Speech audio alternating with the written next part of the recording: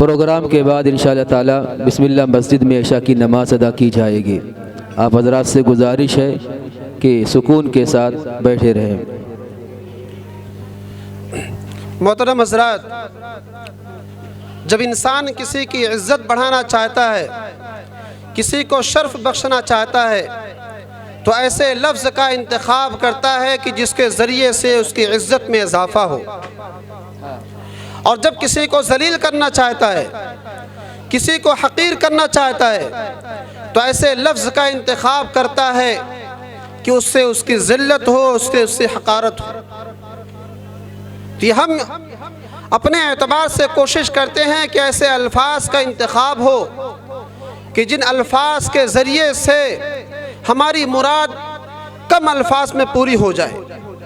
तो ज़ाहिर सी बात है कि अल्लाह तबारक तआला की ज़ात अक़दस वो ज़ात है जो अल्फाज की पैदा करने वाली है, वो ज़ात है जो ज़बानों की खालिक है, जो अदीबों की खालिक है, जो तमाम कमालात की खालिक है।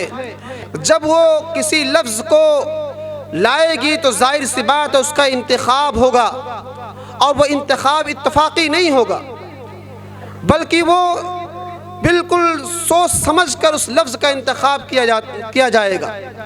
लिहाजा अल्लाह तबारक तआला ने जाहिलियत का लफ्ज़ जो इंतखाब किया है, जाहिलियत का लफ्ज़ जो इस्तेमाल किया है, उसका इंतखाब किया अल्लाह तबारक तआला ने कि उस दौर को जाहिलियत के दौर से ताबीर किया जाए। वजह बिल्कुल जाहिर है कि एक इंसान अगर वो इल्म से कोरा हो, अगर इल्म से कोसों दूर हो, वो इल्म से नावाकिफ़ हो, उसके अंदर इल्म की कमी हो, तो फिर वो अपने पैदा करने वाले को नहीं पहचानेगा, उसका खालिक कौन उसको नहीं पहचानेगा, उसका राज़िक़ कौन उसको नहीं पहचानेगा, रहमान और रहीम कौन उसको नहीं पहचानेगा।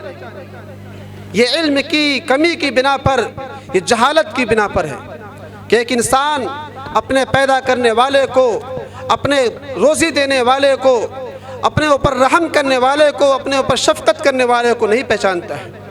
इसलिए तीसरी चीज़ उन दोनों चीज़ों से ज़्यादा अहम है मुआशरे के लिए कि जहालत को दूर किया जाए। और जाहिर सी बात है जहालत को दूर करने का सबसे बड़ा ज़रिया मुआशरे में मदारिस का निज़ाम है, मदारिस का इंतज़ाम है। मदारिस का इंतज़ाम एक सख्त ज़रूरत है जो उस जहालत को दूर किया जाए। लिहाजा आपके यहाँ भी जो मकतब मदरी मस्जिद कायम किया गया, कुछ दानिश्वरान ने इसी फ़िक्र को सामने रखते हुए, इसी ज़रूरत को सामने रखते हुए कि हमारे इलाक़े से जहालत ख़त्म हो जाए, लोग अपने पहचानने वाले को, अपने पैदा करने वाले को पहचानने वाले बन जाएं। लिहाजा इसी ज़रूरत को महसूस करते हुए उन्होंने मकतब का क़याम किया। आप अपने बच्चों को दाखिल करेंगे तो इंशाअल्लाह ये जहालत दूर होगी। ये बड़ी ख़राबी, जो सबसे अहम ख़राबी है, ये ख़राबी इंशाअल्लाह दूर होगी और हमारे बच्चे ये उस मकतब में तालीम हासिल करके अपने पैदा करने वाले को, अपने रोज़ी देने वालों को इंशाअल्लाह पहचानेंगे। लेकिन ये मकतब का निज़ाम ज़ाहिर सी बात है, उसकी ज़रूरियात हैं, उसके अखराजात हैं, उसके अखराजात, बग़ैर अखराजात के जो है मकतब नहीं चलते, पैसों की ज़रूरत होती है। लिहाजा आप हज़रात इस ज़रूरत को महसूस करते हुए अपने मकतब का खूब ताउन पेश करें, उसके लिए जगह का इंतज़ाम करें, अपने बच्चे उनके सामने रखें और अपने हलाल कमाई से उन मकतब को मजबूत तक़वियत बख्शे। तो इंशाअल्लाह तबारक तआला ये जहालत की जो ख़राबी इंशाअल्लाह दूर हो जाएगी। आप सल्लल्लाहु अलैहि वसल्लम पर जो आयत करीमा नाजिल हुई थी पहली मरतबा, इक़रा बिस्मि रब्बिकल लज़ी ख़लक़, उसमें तालीम की अहमियत को बयान फरमाया है। लिहाजा जब हमारे बच्चे तालीम हासिल करेंगे, मकतब में दाखिल होंगे, तो अपने खालिक को पहचान जाएंगे।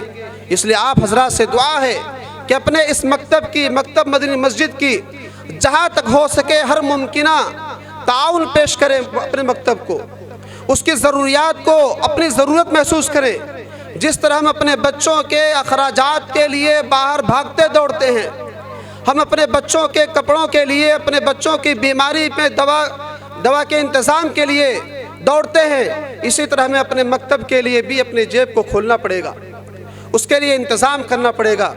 इसलिए मैं सभी हज़रात से दरख्वास्त करता हूँ कि आप हज़रात अपने मकतब का खूब ताउन करें और जगह का भी इंतज़ाम करें। अल्लाह से दुआ है कि अल्लाह तबारक व तआला हम सबको अमल की तौफ़ीक़ अता फ़रमाए। व आखिरु दावाना अल्हम्दुलिल्लाहि रब्बिल आलमीन। माशाअल्लाह, हज़रत ने बहुत ही कीमती नसीहतों से हम सबको नवाजा, लेकिन वक्त कम है। उनसे मिलकर रोना था, बहुत रोना, लेकिन तंगी वक्त मुलाकात ने मुझे रोने न दिया। मुहतरम हज़रात, अब मैं आपके सामने एक ऐसे ख़तीब को दावत देने जा रहा हूँ जिन्हें आप मैदान ख़िताबत का शहसवार भी कह सकते हैं। उनकी थोड़ी देर की गुफ्तगू सामे को अपना बना लेती है। उनकी तकरीर एक दर्दमंद दिल, एक मुजाहिदाना हौसला, आलिमाना सोच और सही फ़िक्र का आईना दार हुआ करती है। मेरी मुराद ख़तीब बा कमाल हज़रत मौलाना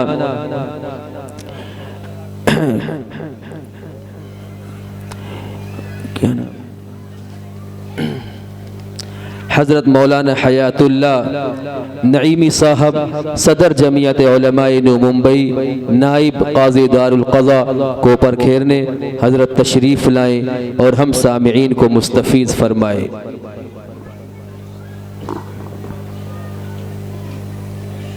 देर बात करनी है भाई, 20 मिनट बात करें। अस्सलामु अलैकुम व रहमतुल्लाहि व बरकातुहू। बिस्मिल्लाहिर्रहमानिर्रहीम। अल्हम्दुलिल्लाहि वहदह वस्सलातु वस्सलामु अला मन ला नबिय्य बअदह, अम्मा बाद। फ़अऊज़ु बिल्लाहि मिनश शैतानिर रजीम। बिस्मिल्लाहिर्रहमानिर्रहीम। हल यस्तविल लज़ीना यअलमून वल्लज़ीना ला यअलमून। वक़ाल नबी सल्लल्लाहु अलैहि वसल्लम अल मुअमिनुल क़विय्यु अहब्बु खैरुन व अहब्बु इलल्लाहि मिनल मुअमिनिज़ ज़ईफ़। सदक़ल्लाहुल अज़ीम व सदक़ रसूलुहुन नबियुल करीम। स्टेज पर रौनक अफरोज़ उलमाए किराम, सामने बैठे हुए मुअक्कर सामिईन और पर्दा नशीन ख़वातीन, अभी हमारे मोहतरम मौलाना रिज़वान साहब ये बात कर रहे थे कि जहालत इल्म से दूर होगी। अल्लाह ताला ने कुरान में ये साफ़ कर दिया है कि इल्म वाला, पढ़ा लिखा और अनपढ़ दोनों बराबर नहीं हो सकते। ये पढ़े लिखे और अनपढ़ के बराबर न होने की बात इनफरादी तौर पर भी है और कौमों और गिरोह के एतबार से भी है। 100 आदमी में एक आदमी पढ़ा लिखा है और 90 अनपढ़ हैं, तो ये पढ़ा लिखा 90 के मुकाबिल में ज़्यादा बाइज़्ज़त होगा, ज़्यादा बाअखलाक होगा, ज़्यादा बाकमाल होगा, ज़्यादा इज़्ज़त वाला होगा, ज़्यादा काबिल एहतराम होगा। इसी तरह से जो कौम पढ़ी लिखी होगी वो दूसरी अनपढ़ और जाहिल कौमें बिलमुकाबिल बड़ी बाकमाल मानी जाएगी। वक्त बहुत कम है, मैं आपको चंद मिसालें देता हूँ। आप तारीख़ जानते हैं कि हमारे मुल्क में बरतानिया की हुकूमत थी, और सिर्फ हमारे मुल्क में नहीं थी। बरतानिया एक मुल्क है जो छोटा सा है, और उसका रकबा अगर आप देखें तो हमारे मुल्क के एक सूबे, हमारे मुल्क के बाद सूबे तो उससे बड़े हैं, लेकिन उसका हाल क्या था? छोटा सा मुल्क है, 600 मील के रकबे में फैला हुआ, लेकिन सूरत हाल क्या थी? 200 साल तक इस दुनिया पर उसने इस अंदाज में हुकूमत की है कि उसके हुकूमत के इहाते में सूरज डूबता नहीं था। जापान को देख लें, छोटा सा मुल्क है, छोटे छोटे जजीरों पर मुश्तमिल है, लेकिन उसके सामने क्या मजाल है कि किसी मुल्क को आंख उठाकर देखने की हिम्मत हो? क्यों? उसके पास इल्म है, उसके पास टेक्नोलॉजी है, उसके पास सनात व हिरफत है। नतीजा ये है कि वो बहुत अपने तौर पर बाकमाल है। लेकिन ये जो कमाल है, आप देखेंगे अमेरिका एक मुल्क है, वहाँ की गालिब आबादी ईसाइयों की है और वहाँ रहने वाले 3 से 5% यहूदी हैं। लेकिन की पोस्ट, जिसको कलीदी ओहदे कहते हैं, अहम जिम्मेदारियां, वो कलीदी ओहदे उन यहूदियों के हाथ में हैं जो अमेरिका में सिर्फ 3 से 5% तक हैं। मीडिया पर उनका कब्जा है, इलेक्ट्रॉनिक मीडिया पर, प्रिंट मीडिया पर, बैंकिंग के सारे सिस्टम पर, यहाँ तक कि हुकूमत पर उनका एक तरह से कब्जा है। इसलिए कि 60 से 65% ओहदे उन 3 से 5% यहूदियों के पास हैं। और ये कोई साजिश नहीं है, इसलिए कि उसके पास इल्म है। उनका हर फर्द पढ़ा लिखा होता है और यही वजह है कि पूरी दुनिया चीखती चिल्लाती रही, लेकिन गज़ा पर जुल्म ढाने वाले इसराइल का अमेरिका पुश्त पनाह बना रहा कि नहीं बना रहा? हमारे मुल्क में, दूर क्यों जाइए, हमारे मुल्क का लाइव एग्जाम्पल ले लीजिए। हमारे मुल्क